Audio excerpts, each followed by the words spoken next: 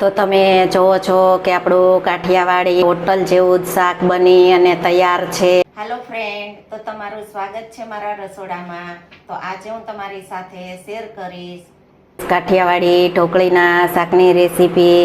તો ચાલો શરૂ કરીએ રેસીપી। તો આજે આપણે બનાવીશું કાઠિયાવાડી ઢોકળીનું શાક। તો કાઠિયાવાડી ઢોકળીનું શાક આપણે એકદમ ટેસ્ટી અને ચટપટું એવું બનાવશું, જે હોટલમાં મળે તેવું। તો હોટલમાં મળે તેવું આપણે કાઠિયાવાડી ઢોકળીનું શાક બનાવવા માટે મેં 1 કપ ચણાનો લોટ લીધેલો છે। તો ચણાનો લોટ આપણે જે રોજ રેગ્યુલર લોટ વાપરતા હોય તે લોટનો ઉપયોગ કરીશું। ઢોકળી બનાવવા માટે આપણે પહેલાં ચણાના લોટનું બેટર તૈયાર કરી લેશું। બેટર તૈયાર કરી અને પછી આપણે તેની ઢોકળી બનાવીશું।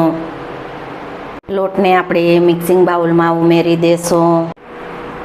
ઢોકળી બનાવવામાં આપણે સ્વાદ પ્રમાણે મીઠું ઉમેરીશું। 1 ચપટી જેટલો હળદર પાવડર ઉમેરીશું। 1 કપ લોટ સામે આપણે 2 કપ પાણીનો ઉપયોગ કરીશું। તો આપણે લોટ અને પાણીનું માપ છે તે એકદમ પરફેક્ટ લીધેલું છે। 2 કપ પાણીનો ઉપયોગ કરી અને આપણે બેટર તૈયાર કરી લેવાનું। આપણે વિસ્કરની મદદથી સારી રીતે ફેટી અને બેટર તૈયાર કરી લેશું। તો વિસ્કરની મદદથી આ રીતે આપણે ફેટી લેવાનું, તેથી લોટના જરાય ગાંઠા ન થાય।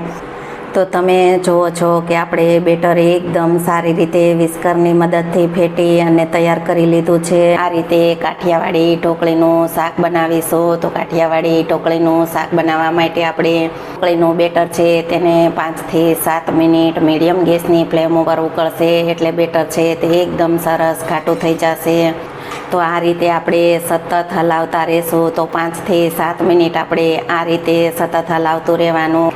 જો આ રીતે સતત હલાવશું તો તળિયે લોટ જરાય ચોટશે નહીં અને લોટના લમ્સ પણ નહીં થાય।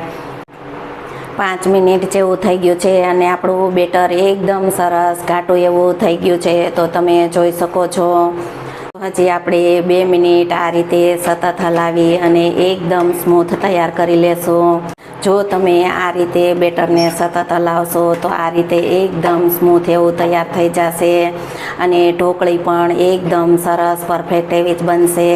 તો આપણે 7 મિનિટ જેવું થઈ ગયું છે। તો આપણું મિશ્રણ એકદમ સરસ પરફેક્ટ એવું તૈયાર થઈ ગયું છે। તો તમે જોઈ શકો છો। તો આપણે ગેસ બંધ કરી અને મિશ્રણને ડીશમાં ઉમેરી દેશું। તો આ રીતે આપણે ઢોકળીનું મિશ્રણ ઉમેરી અને ડીશમાં પાથરી દેશું। તો આપણે આ રીતે ઢોકળીનું મિશ્રણ છે તેને ચમચાની મદદથી પાથરી અને 5 મિનિટ ઠંડુ કરી લેશું। તો આપણે આ ઢોકળી છે તે એકદમ સરસ ઠંડી થઈ ગઈ છે। તો આપણે તેને કટિંગ કરી અને નાના નાના પીસ તૈયાર કરી લેશું। તો તમે જોઈ શકો છો કે આપણી ઢોકળી છે તે એકદમ સરસ પરફેક્ટ એવી બની અને તૈયાર છે। જો તમે આ રીતે ઢોકળી બનાવી અને શાક બનાવશો તો એકદમ પરફેક્ટ હોટલ જેવું જ બનશે। તો તમે જોઈ શકો છો કે ઢોકળી આપણી એકદમ સરસ પરફેક્ટ એવી બની અને તૈયાર છે। તો આપણી ઢોકળી બની અને તૈયાર છે। તો આપણે શાકનો વઘાર કરી લેશું। એ ડુંગળી ટામેટાની પ્યોરી તૈયાર કરી લેશું। તો ડુંગળી ટામેટાની પ્યોરી તૈયાર કરવા માટે આપણે 1 નંગ મોટી સાઈઝનું ટામેટાને કટિંગ કરેલું છે અને 1 નંગ મોટી સાઈઝની ડુંગળીને આ રીતે કટિંગ કરેલી છે। તો ડુંગળી ટામેટાની પહેલાં આપણે પ્યોરી તૈયાર કરી લેશું। શાકનો વઘાર કરવા માટે આપણે મોટા 2 ચમચા તેલનો ઉપયોગ કરીશું। તેલ ગરમ થઈ ગયું છે તો આપણે અડધી ચમચી જીરું ઉમેરીશું। તો આપણે રાઈનો ઉપયોગ નથી કરવાનો, તો આપણે અડધી ચમચી જીરાને ઉમેરી દેશું।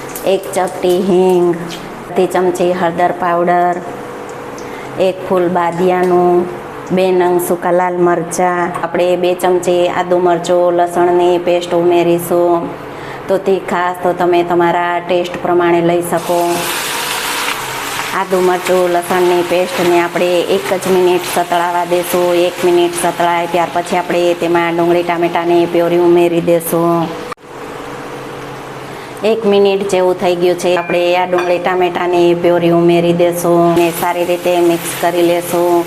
તો આપણે ડુંગળી ટામેટાની પ્યોરીને સારી રીતે સતળાવા દેશું।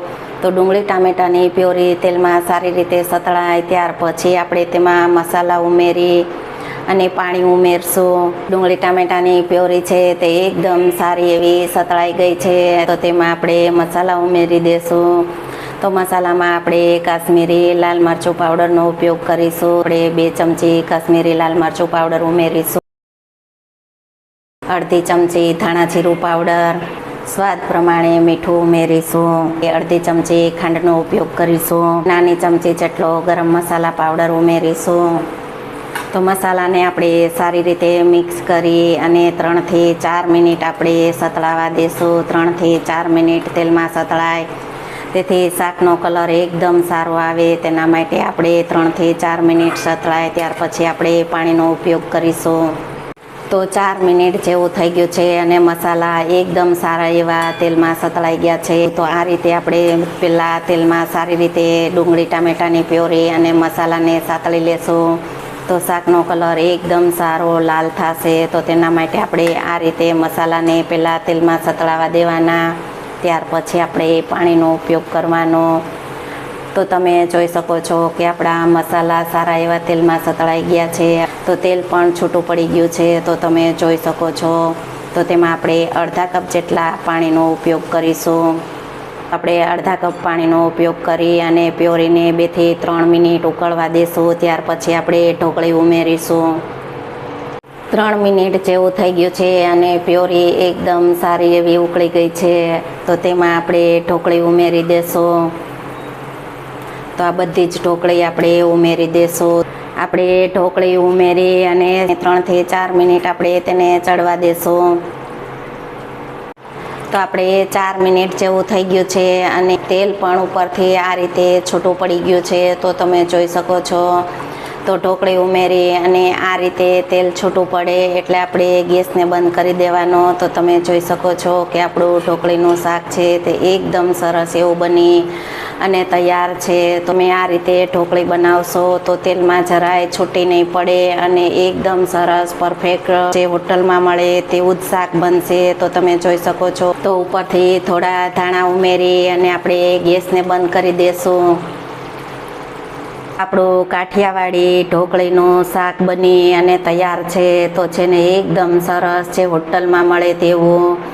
જો તમે આ રીતે ઢોકળીનું શાક બનાવશો તો એકદમ પરફેક્ટ હોટલ જેવું જ બનશે. જો તમને આ ઢોકળીના શાકની રેસીપી ગમે તો વિડીયોને લાઈક, શેર, સબસ્ક્રાઈબ કરજો. બાજુમાં રહેલ બેલ આઇકન દબાવવાનું ભૂલતા નહીં. તો સૌથી પહેલું નોટિફિકેશન તમને મળતું રહે. તો આ શાક જોતાં જ તમને ખાવાનું મન થઈ જશે અને મોઢામાં પાણી આવી જશે. તો ઉપરથી આપણે થોડા ધાણા સ્પ્રિંકલ કરીશું. તો તમે જુઓ છો કે આપણું કાઠિયાવાડી હોટલ જેવું જ શાક બની અને તૈયાર છે.